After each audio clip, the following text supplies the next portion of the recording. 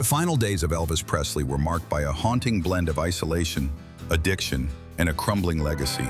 Tragic for a man who had once been the uncontested king of rock and roll. Graceland, Memphis, August 1977. By the summer of 1977, Elvis was a shell of his former self. Once the sex symbol of a generation, he had become bloated, reclusive, and deeply dependent on prescription medications. His health was failing rapidly.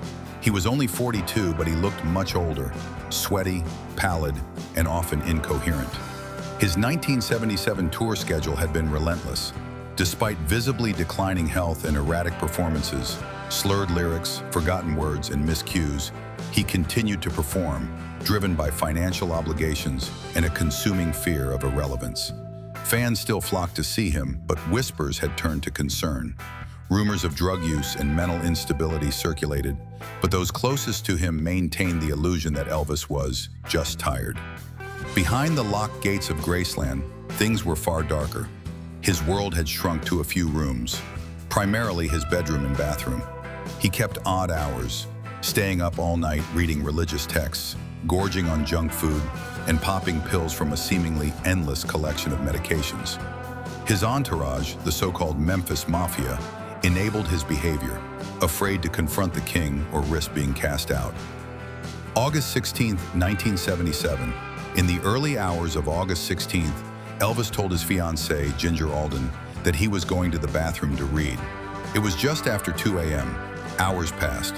When Ginger eventually found him, Elvis was face down on the bathroom floor, unresponsive, still in his pajamas.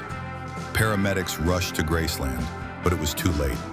He was officially pronounced dead at 3:30 p.m. at Baptist Memorial Hospital. The cause of death was initially listed as heart failure, but toxicology reports later revealed high levels of multiple prescription drugs in his system: opioids, sedatives, barbiturates. It wasn't just one pill that killed him. It was the weight of many years of abuse. The world was stunned. Outside Graceland, thousands gathered, weeping and singing his songs. News anchors delivered the announcement like a national tragedy. His death ignited a storm of tabloid speculation, conspiracy theories, and soul-searching about the price of fame. Elvis was buried at Graceland next to his mother. In death, he became immortal, a tragic American icon whose genius was buried under fame, excess, and the brutal isolation of superstardom. In the end, Elvis Presley died, not with a roar, but in silence, alone, behind a closed bathroom door, just a few feet from the stage he never left in his mind.